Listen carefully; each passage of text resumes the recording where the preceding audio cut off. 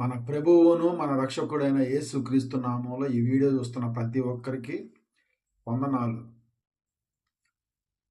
ఎవరన్నా మరణిస్తే, క్రైస్తవులు మరణిస్తే, లేదా ఈ లోకానుసారంగా బ్రతికి మరణిస్తే వాళ్ళు పరలోక పిలుపు అని రాయించుకుంటారు బ్యానర్ మీద.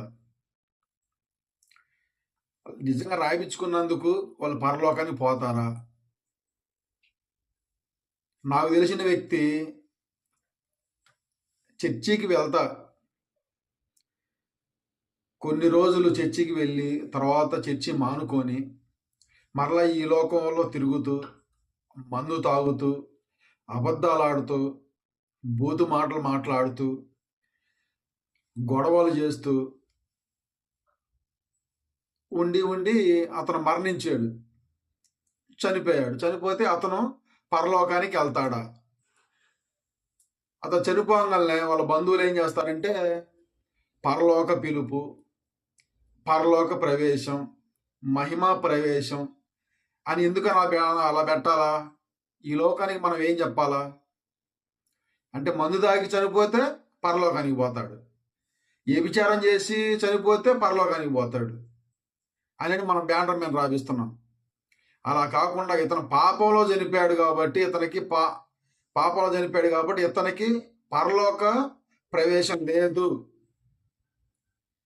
బాప్తిసం పొంది కూడా ఈ లోకంలో పాపం చేశాడు కాబట్టి పరలోక ప్రవేశం లేదు అని రాపించాలి.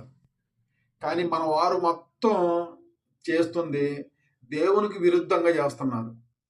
ఈ మాటలు ఎందుకు చెబుతున్నానంటే, నాకు కొన్ని రోజులుగా ఇది చెప్పాలా, మీతో పంచుకోవాలా, ఈ వీడియో చేయాలని చెప్పానని నేను కొన్ని రోజులు చూస్తున్నాను.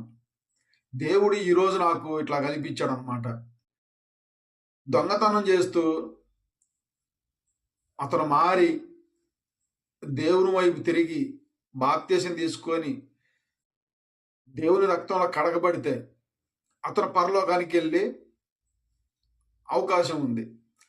అదే అతను మళ్ళా ఈ లోకంలో పడిపోయి మళ్ళా దొంగతనాలు చేస్తే దేవుడు క్షమిస్తాడా? దేవుడు క్షమించడు. మరలా తిరిగి దేవా నాది తప్పయింది, నన్ను క్షమించయ్యా అని పశ్చాత్తాపంతో దేవుని కాళ్ళు పట్టుకొని అతను కానీ అడిగినట్లయితే దేవుడు అతన్ని క్షమించి తన రెక్కల నీడలో భద్రపరిచి పరలోకానికి ద్వారాలు తెరుస్తాడు. ఇది నా సొంత మాట కాదు. దావీదు ఎలా పాపం చేశాడో ఈ దొంగతనం చేసిన అతను కూడా అలాగే పాపం చేశాడు, పశ్చాత్తాపడ్డాడు దావీదు. ఈ దొంగతనం చేసి అతను కూడా పశ్చాత్తాపడి దేవుడి దగ్గరికి పోయాడు కాబట్టి దేవుడు క్షమిస్తాడు. ఈ మాటలలో ఏమైనా తప్పులు ఉన్నట్టయితే నన్ను క్షమించండి. దేవుడు ఈ వీడియో చూస్తున్న మీ అందరినీ, మీ కుటుంబాల్ని దీవించి ఆశీర్వదించును గాక. ఆమేన్.